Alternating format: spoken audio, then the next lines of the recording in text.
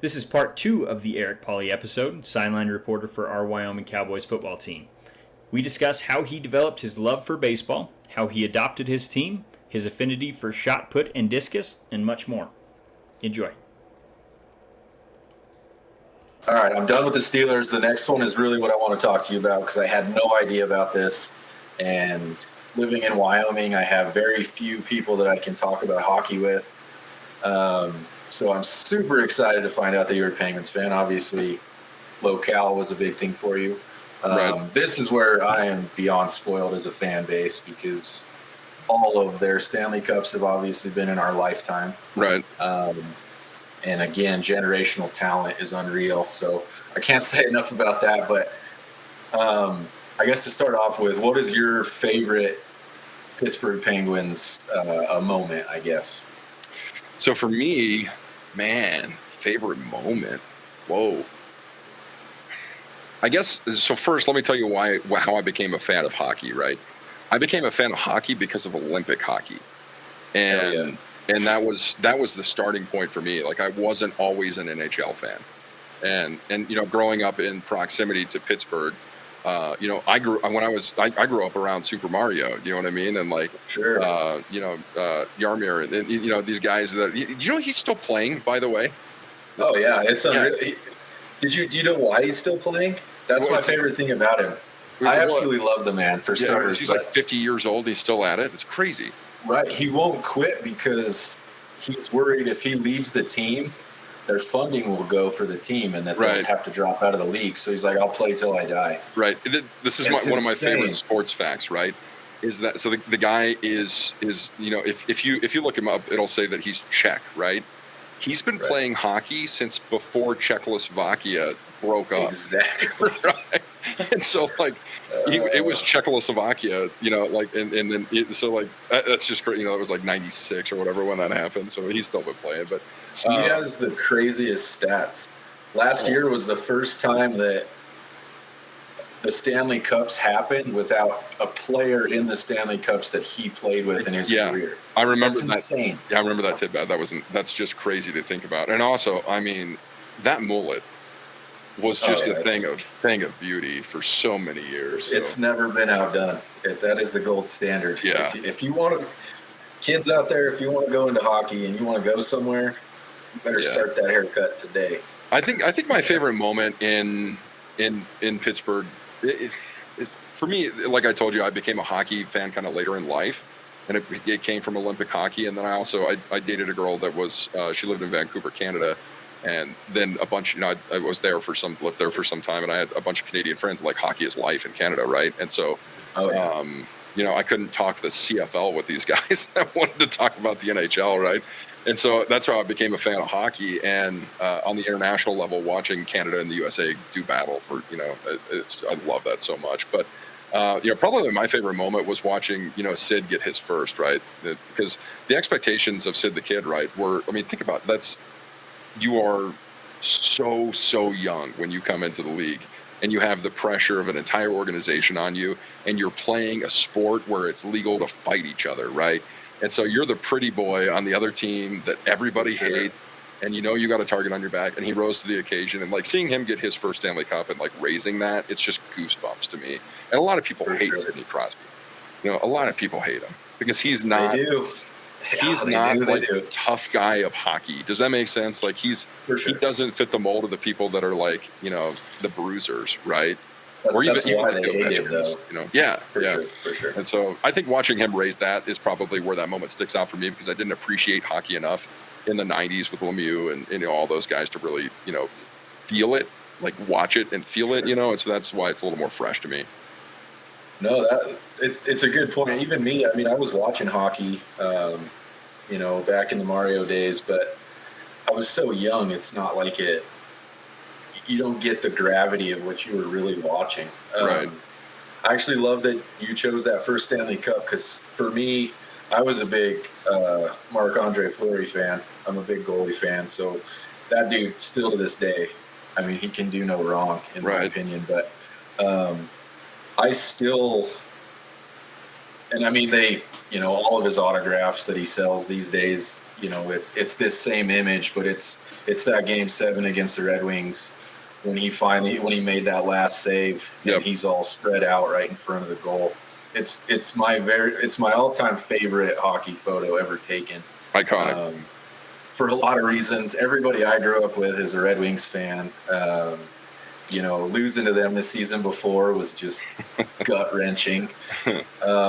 So to come back, same thing. That first cup was just unreal. Man, I'm just pumped that there's another Penguins fan around. It just makes me so happy. I got the commemorative pucks for the Stanley Cup sitting in my office in there. I didn't even think about that. I should have done this on my phone. I could have shown you guys all that stuff. I got an office full of sports memorabilia in there, but you would appreciate from a Pittsburgh standpoint. Next time. I went down that rabbit hole this past year, and I wish I wouldn't have. Yeah. I need to calm it down, but a couple more things. I don't know if you saw that we extended Mike Sullivan. I don't think it's any kind of a surprise, but I am absolute fanboy of Mike Sullivan.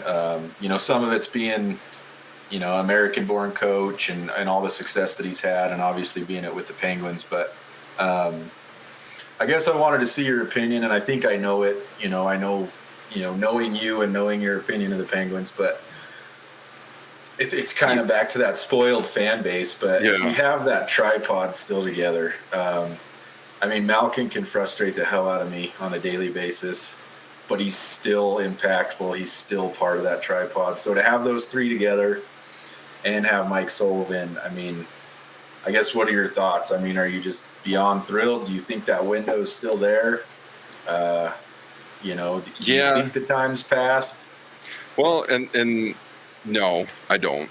To compare it to someone else, or not to compare it to another sport, but a lot of people felt, and I'm not saying these are the same in any way, shape, or form, but a lot of people felt that way about Kobe Bryant, right? And the LA Lakers, and is he going to get another one? Is it going to happen? Is he going to get another one? And it took a while, but it was there, right? And then same thing, San Antonio in the NBA did that, where they took a hiatus for 5 years and then came back and won a bunch of championships. And so if you have a guy that comes in as a head coach and has the success that he has immediately, and again, this comes back to being rational and having expectations, right, as a fan base. But you have a guy that comes in, has a ton of success, is able to keep a bunch of superstars happy playing on a team together, right? And we have hardware to show for it, right? And so to extend that guy's contract to me is a no-brainer, because the amount of risk you take in thinking that you're going to find somebody better, whoa, man, you bet, for sure, you're playing roulette there. That's it says a lot. It says a lot in the NHL, because Bill's a Sharks fan, by the way. He's got a rough life, but just kidding. He made the comment because he doesn't pay as much attention to hockey. It's mostly playoffs and things like that. But when the news broke, that was his comment. He's like, I usually only ever hear about coaches being fired, and that's kind of the case in most leagues. But it's usually, you got a 2 or 3 year window on a lot of these teams, and it's just constant turnover. Sure. And it's back to being spoiled, but I'm so excited. If it wasn't Fleury, Tanger's my guy. I love defensemen. I wanted him and Crosby bad, keeping Malkin there too. Well, obviously Crosby wasn't going anywhere, but retaining those guys is something special. I think it's 17 years now, which is the record across all major leagues. Just unheard of. It's just crazy. Outside of that, though, for the Penguins, I don't know how closely you follow any offseason or stuff like that, but is there anybody that you're really excited about for this upcoming season? No, so I'd like to. I'm that guy that watches. I'm the guy that watches playoff hockey. Okay. Yep. And so to me, it's not a bad thing. I get it. Yeah, and I don't. I feel this. We'll talk about baseball too, but baseball is almost the same way for me, because baseball, I am so excited on opening day when baseball starts. Clearly not a Pirates fan. And then after the All-Star break, it kind of wanes for me until the playoffs start, because a lot of the time stuff is basically already decided. And hockey gets that way for me sometimes too, right? But hockey seasons also coincide with other things in my life. to where I don't necessarily, and like for me to enjoy following a team, I need to be able to keep up on the team, right? Which is what is so nice about being a Penguins fan, right? Is because you've had that core there for so long. You can wait till the playoffs every year. And so for me, there is nothing more exciting. And people all the time that they're like, "You're a hockey fan?" It's like, I'm a playoff hockey fan, and I'm an Olympic hockey fan because that's what got me into it. But the dynamic of playoff hockey is the best playoff dynamic out of any professional sport. Yeah. And so, I would be lying to you if I said that I had a grip on what the offseason was like for the NHL. I get my ESPN updates, right? I get the push notifications. I get those kinds of things. Right. But I'm a playoff hockey guy. And to your point, though, that's completely understandable too. Hockey is like, it's under a smoke screen compared to, the other major sports in at least the U.S. Canada's a whole other thing, but it's completely reasonable to be that way. And like you said, the overlap is hard. I'm that guy. I literally watch all 82, and it is tiring at times. Especially when things aren't going your way. But like I said, I'm just pumped to see another Penguins fan. But moving on to baseball, you alluded to it. So I understand that you are a Boston Red Sox fan. Talk to us about that. How'd that happen? I've been waiting for this. So my affinity for baseball, okay, so like as a kid, right, T-ball. Put that sucker on T, man. Look out. All right. Now past that, things didn't go so great, right? Like I never played baseball again after T-ball. And I don't know, some of that was probably like, I don't know, I grew up idolizing my big brother, right? And my big brother played soccer. It's like I was going to go play soccer, And so my love affair with baseball, it went like this. I was like 26, 27 years old when I left Green River to go work in Riverton. And I left in the summertime, and Legion baseball is a huge deal up there. And so the radio station covered the Riverton Raiders, right? And so my first year up there, I covered 72 Legion baseball games. And I covered every single game that team went to. And they covered Little League, and they covered Babe Ruth games up there. I was like, you guys are going to pay me to do big Babe Ruth games? You're going to pay me to do Little League games? And so, like, I was doing, somewhere around 150 baseball games a year for like 4 years, right? And so I was all in at that point in time. Like, I want to do sports play-by-play for a living, right? I want to get to the next level, and maybe it's in baseball, maybe it's in football, whatever it is. And so I was like, I'm all in on this, right? And so I did something like 4,000 miles that first year following the baseball team. And so everywhere I drove in between there, I was listening to baseball. I had the MLB app, and so they have every single radio is on there.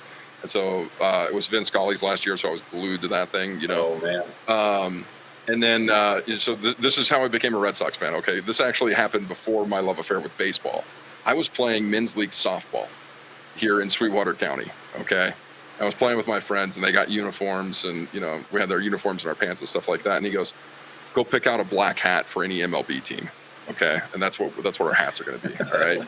And so I go to the Pro Image store in the mall, and the only hat that fit my enormous head was a Boston Red Sox hat. And so that is literally how I became a Red Sox fan.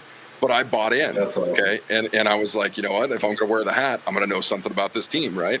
And so I started following it. We had the extra innings and all that kind of stuff. And so I watched a bunch of Red Sox baseball, and I was able to, again, like, it's an easy team to like because there's a lot of history there, and that's a different thing in baseball. Sure. Is that history in baseball is as old as time, Yeah, you're talking 1900. Yeah, exactly. History. So all of those things, and so I started listening to Red Sox games when I was on the road, doing Legion baseball games, and it's a weird thing to think about as a broadcaster. In that first year, I probably called more baseball games than I'll ever call football games. Yeah. Or in those first 2 years, for sure, I called more baseball games than I'll ever call football games. We're doing 300 games in 2 years. And so baseball is different. It's a lifestyle. Being a fan of baseball is a lifestyle. Being a fan of the Red Sox is like, it comes with caveats of like, you got to hate the Yankees, right?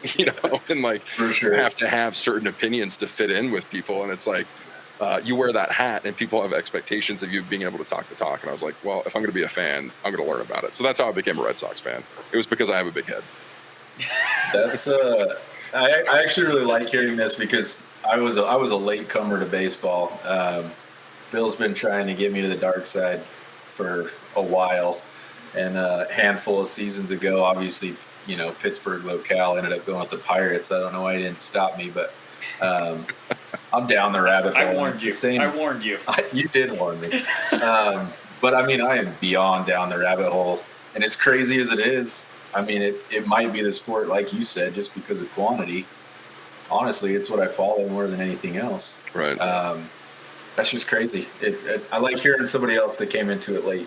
Yeah, baseball's it was this interesting thing coming into it late because people that grew up playing the game had a very different, they looked at me like I was stupid, right? And when I first started doing play-by-play for baseball, I would say things like, wide, that pitch was wide, and people were like, wide which way? Like that kind of thing. Because I was just, I didn't know inside, outside, that kind of stuff, right? And so like learning to do baseball taught me so much about the game and why people are fans of it, because it is so unique. I agree. It is the only sport where the defense starts with the ball. That's crazy to think about. It's a crazy thing to think right? about. Yeah. So the defense starts with the ball. Your coach wears a uniform. The umpire's wearing a suit. What's happening here, fellas? It's this weird. It's very confusing. It's old, and that's what I love about it is. I love that take on it. I was that guy 10 years ago. I mean, I ran my mouth about baseball. I did not give it the credit, that it's due. To Bill's credit, he got me into it. And once you start looking at all the nuances of the game, it grows on you and you assimilate very quickly. I mean, it's been, I guess, 2 years, 3 years now, and I live and breathe it, and it's unfortunate. and if you're able to, when I attended my first game in person, like a professional game in person, that was a big moment for me. But there was also like a time where it was a Legion baseball game in Riverton, Wyoming, where there might have been 23 people in the stands and then 20 more people in their cars out in the outfield. And the lights are on and you could see the moths and the sun is setting. And people think I made the story up, but somebody had a radio sitting in this old wood bleachers, and I was the guy on the radio, and they were listening to the radio in the bleachers, and I was like, this is a piece of Americana that just slapped me in the face. You know what I mean? Because people have been doing this for 200 years. They watch a baseball game and they take it in, and I started to appreciate that so much more of like at some point in time somebody else was doing this 200 years ago. It's wild to think about. Yep. It's funny that you mentioned Riverton because 2 of my legit home runs were in Riverton, and Roy Peck Field. Yeah, we never found. There's that little stream right behind or right past the outfield. Yeah. We never found that one home run ball I hit, and it was probably you cracked it into the irrigation ditch. I'm impressed. Well, right. And I'm a skinny guy. Like in high school, I was probably 130-ish. Yeah. And 5'10" at the highest. So, Riverton always had a spot in my heart because every time we went there, I would just rake, and I don't know what it was about it, but it's the Coors Field of the league. Yeah. But no, that's definitely a blast from the past, and like Kyle said, he's assimilated quite well, and I'm one of those guys that baseball, like, even though the A's are doing awful this season, I think I've probably watched all but 5 games this season, so. I mean, I live and breathe baseball, so. I have way too many streaming services. That's all I've learned over the last couple of years. For sure. We kind of got off topic of your Red Sox, though. Tell us about, I guess, what you think about them currently. Who's caught your eye player wise as far as I was a Trevor Story fan before. He ended up being so I was a fan there, and that some of that came from playing fantasy baseball. And then my favorite thing about baseball is statistics. It is crazy how much you can learn about the game and how much you can predict about the game just by looking at the past. And I am fascinated by bullpens with relievers. Okay, and so this is the nerd in me. I don't know if you guys, if you're going to go down a hole here, so don't blame me if you guys haven't been there before. But if you play fantasy baseball or you follow baseball closely, if you've never been to closermonkey.com, you guys ever been to Closer Monkey? I have not. No, okay. So Closer Monkey check it out. is a website that tracks, basically saves and holds, and he keeps updated. It's a crew of people, but they keep updated lists of basically bullpens, right? Of who's the first guy out, who's the second guy, who's the third guy out, and then they also keep track of who pitched what day before that, and they'll give you for fantasy baseball what are called vulture save watches, which means if you need to pick up a guy to win your weekly matchup to get a save or get a hold, they'll say this guy is going to be the guy tonight for the Dodgers. And he's right like a crazy amount of times. And so I got really into that because the dynamic of having a righty versus a lefty, and like whether you believe in a righty versus a lefty, that whole thought process that takes place for management. And some guys are, and the other side of that too is like stealing bases. You know what I mean? Like it's all back in my day, or here's what the data says kind of thing. And baseball has things that matter. Gut feelings matter, right? And so the bullpen, Chris Sale, obviously injured and dealing with that right now, but watching the way the bullpens develop and guys that work their way into the rotations, and also people that end up doing they have a couple of guys that have ended up doing relief work and end up being starters, and work their way into rotations that way. And so baseball for me, again, I can't sit down and watch every game because those first 3 weeks I'm all about it, man. Like who's my team going to be this year, right? And then the closer we get to the All-Star break, it's those divisions get some spread in them by that time, right? And you're like, this is our year. This is not our year. This is not our year. And so, by the time the All-Star breaks hit, sometimes I burn out on baseball until we get to the playoffs, right? And so, but Story's my guy to watch there. He's like an easy guy to root for. And I think everybody likes Story. So, yeah, Red Sox have not had a good year. I mean, they're one of the higher. We all have that in common. Well, yeah, but his owner's actually willing to spend, unlike ours. So, yeah, touche. Although it didn't translate to wins this year. But. Do you have anything else on the Red Sox, Bill, that you'd like to talk to him about? Well, I'm not a huge Red Sox fan, so no. I had no idea. They knocked us out of our Moneyball runs a couple times, so they've always had a. But you got a movie out of it, so I mean, chip on my shoulder. What do you want from them? Yeah. It is a good movie. I guess we'll move on. I did not know you were a Suns fan. I obviously assume it's from back to that era. Yeah. But I mean, talk to us about the Suns, man. How'd you end up a fan, and who were your guys, and what do you like about them now? I guess 2 words: Charles Barkley. That was it. Growing up just outside of the border there in West Virginia and Pennsylvania, Charles was a 76er, right? And so most of that was before my ability to recognize things, right? Before he ended up in Phoenix. But basketball was my first love, period. Basketball was my first love. Playing it, watching it, the NBA, it was everything, trade. I didn't trade baseball cards. I trade basketball cards, right? It wasn't football, it was basketball, or it wasn't baseball, it was basketball. And so like in the 90s, right?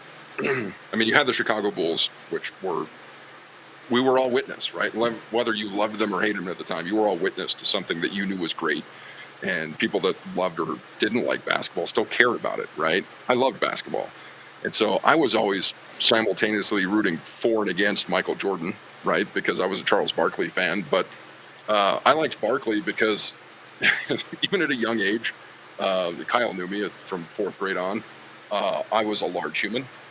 I was a large athletic human, right? And so that's the way I looked at Charles Barkley. Was like not that I'm Charles Barkley or anything like that, but I looked at him, I was like, that guy doesn't look like the rest of the NBA, but he's playing better than those other guys in the NBA, And so his attitude also, I don't know if I don't think it's fully appreciated who Charles Barkley was to the media. If Charles Barkley was playing now with Twitter, with Instagram, he would be the guy in the NBA. He would be the headline every week because of his mouth. And he was that way. Sure. He was that way in the 90s. And he had this air about him that was Muhammad Ali. And I mean that. Like, he had the confidence, the talk, the clapback that he had with the media and with other players. He was the Muhammad Ali of the NBA in the 90s. And so I love watching him play. The uniforms for the Phoenix Suns were tight back in the 90s. They're bringing those back too. Yeah, right. It's happening everywhere. Right. And so, Kevin, KJ, and, Dumars, all those guys that played for AC Green, all those guys that played for those 90s Suns team. And then for them to make it to the finals in the fashion they did. And then for, Barkley to have the game he did in the finals against Jordan, he scored like 45 points or something like that. It's like, we're going to do it. Man, that wasn't, no. Michael Jordan was Michael Jordan. And so, I became a Suns fan just because I liked Charles Barkley. And then, through trading cards, I learned everything I could about them from the stats on the back and all that kind of stuff. So, I like it. The new Suns team, like I had phases, right, of like had the Charles Barkley years, right, and then we were pretty bad for a while. And then Steve Nash shows up, right, pretty darn good for a while. I was in an elevator with Steve Nash and Sean Merriman. Oh, that's crazy. In Salt Lake City, we were down to play at the University of Utah. And so we're on the elevator, and I'm in the elevator with my friend Corey Mace. He went on to win like a bunch of Grey Cups in the CFL. But we're on the elevator, and so he's Canadian, Corey's Canadian, and Steve Nash is Canadian, right? And so we're on the elevator, and like the doors open up, and in walks, Sean Merriman and Steve Nash, right? And we're just like, play it cool. We're like just kind of looking around like this. And then Corey's like, hey man, I'm from Canada too. And Steve Nash looks at him, and he kind of gives him this. He's like, and then he gets off the elevator, and that was the end of it. But anyway, Steve Nash they were there to play the Jazz, I think, but he makes, the beautiful game, right, in basketball. Like he was the assist guy. He changed the NBA, I think. That Suns team changed the NBA. That Suns team was the root, the Nash years. That was the root of the run and gun threes that you see from Golden State. They were at high shot percentages, right, or volume shooting. Agreed. And then to see the resurgence with Chris Paul, like I love Chris Paul. He's getting up there in age, but him as the facilitator is so fun to watch. DeAndre Ayton coming out of his shell, becoming who he's been in the last couple of years. The whole contract thing was ugly. But I feel like watching this Phoenix Suns team is like I'm watching a young, and it's not going to be. It's like I'm watching a young iteration of the Spurs teams that were so successful because they had talented point guards that facilitated really well, and they had stretch fours that could shoot the ball on the outside. And then they had a big down low that was, getting some boards for them. So they had every facet of the game that I loved in the 90s. And I think they're the closest thing to that. Well, the big man is dead. So I'm good with the running and gunning. Yeah. Well, I'm a Magic fan, so I haven't been real thrilled for quite some time. You guys had we're not going to talk about. We're not going to. Yeah, we had dope uniforms in the 90s. We did. We're actually we're gonna jump. We've got pretty long-winded. I think we're gonna have to have you back on again, Eric. But I want to give you a chance to talk about shot put and discus because you made it very clear how passionate you are about it. I assume it was from doing it growing up. Yeah. Obviously, I did it in high school, and there's a part of me that always wondered what my life path would have been like a little bit different if I did that in college, because I had the opportunity to do it in college and didn't. But obviously, like, I'm not upset with where I'm at. You know what I mean? Like a beautiful wife and kid and getting to do sidelines. That's awesome. You know what I mean? But it did, football had a different effect on my life with, what happened there. But shot put, right? So kids that go after the track and field team in middle school get a real rude awakening on who's fast and who's not. Right. Yeah. And so I'll never forget, I was like, all right, I'm going to go try this 100-meter, and then 7th grade. Right. And beating a couple of kids, but then just being like, well, that's not going to work, and then you're over here with the throwers guy, get over here, and it's a lot like golf. It's all about form, and it's you versus yourself every single time. Some people, try to get in each other's heads and stuff like that with, maybe a little trash talking, or one guy's yelling or something like that when he's throwing. But, it's you versus yourself, and it's form and it's preparation in terms of, the weight room, right? So much has to do with that. And so I lost contact with it, guys, for a really long time, I vividly remember the last time a shot hit the ground for me in high school in Casper, and then I never picked one up again for a really, really, really long time. And most people probably never do, right? Unless they become coaches or something. And I had an affinity for watching the Olympics for it because I was lucky enough to get to train a little bit with John Godina, a Wyoming, shot put legend, an Olympic medalist from Cheyenne, when I was in high school because of a camp I went to, and that was it. And then my resurgence, or like how I came back into like following shot put, during the COVID shutdown, right? I was looking for stuff to do, and so I kind of like fell into some Instagram reels. I don't know if you guys ever do that, but like I fell down a shot put hole and never came out. And so I like all of my Instagram followers are basically the shot putters of the world, right?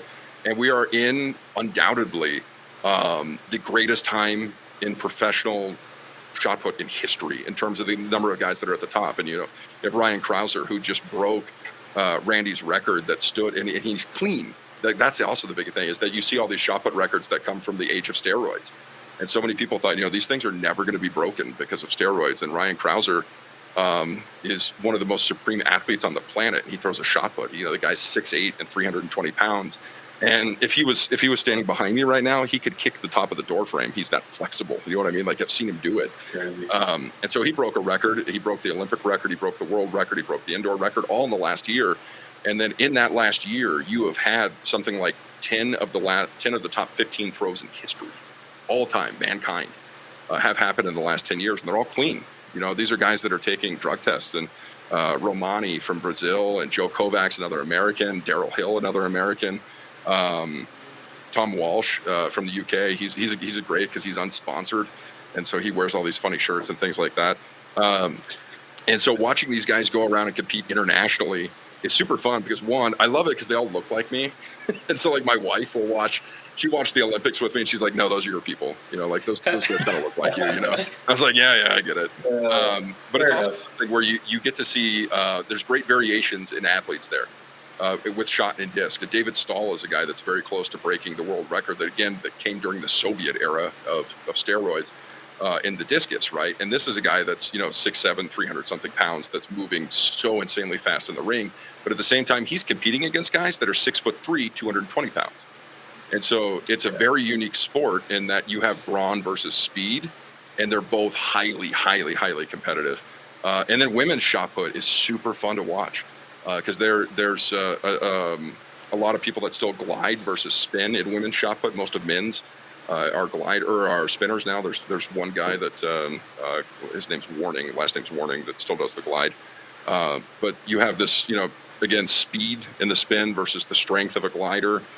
In discus, an American won the gold medal on the women's side and broke a world record. And so, like, Americans are dominating again on the international stage, which is like always cool to see that international competition.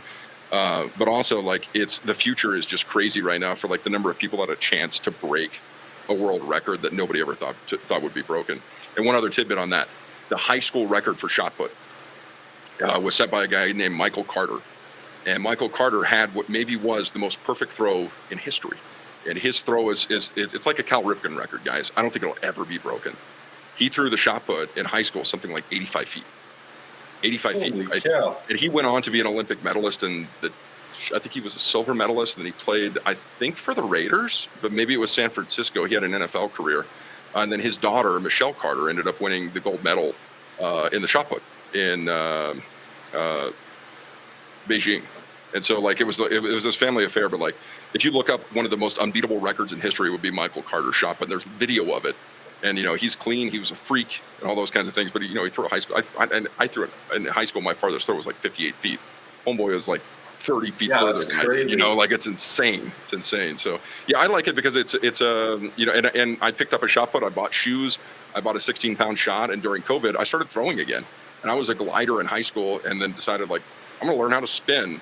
And I looked like an idiot for about 3 or 4 weeks out there at Riverton High School until I kind of got the hang of it. And so it's something that I've done to just like do it for myself, to be like, it's, like, it's just like golf. You're practicing a swing, you're practicing a throw. Can I get better? Sure. Am I going to spend the amount of time in the weight room that these guys do, where they're eating 7,000 calories a day and doing deadlifts? No. But like, you're competing against yourself to find that perfect throw, and so it's calming. I like it. Well, golf for me is anything but calming. But it stood out to me when I was messaging you and you told me about it, because I watched my brother do it when he was in high school. That's really my only exposure to it, but I always thought it was fun to watch. So I like that there are, you know, I guess it's changing, which is awesome too. But lesser known sports that still, they're still generating fans and things like that. It's people get so caught up in your top, 3 or 4 sports that there's countless sports out there. Sure. That it's nice to talk about that kind of stuff too. But I think that brings us to our end here. We really want to thank you for taking the time to even talk to us. Yeah, man. I've enjoyed it thoroughly. You got a busy schedule. I'd love to have you back on, at some point when your schedule permits. I could definitely tell that you're a lot like us. You get us going and you can talk about things for days. So you're the right kind of guest we're looking for. I just really appreciate you coming on, and hopefully we can do it again. Yeah. I enjoyed it thoroughly, guys. And like I said, it's a fun thing for me because, I'm not the fanatic and you guys are, right? And so I have my opinions and thoughts and ideas on things, and it's cool to kind of bounce back and forth with guys that are, you guys are the diehards, you know what I mean? So it's been fun. I've enjoyed it. We definitely appreciate you coming on. Like Kyle said, maybe towards the end of the season or something, we can get you back on and maybe do a season recap or something like that. Sure. Yeah, I'd love to do that, guys. Athletics, so. Yeah. All right. Thank you again, Eric. For the listeners, thank you for following along. We'll get this out shortly.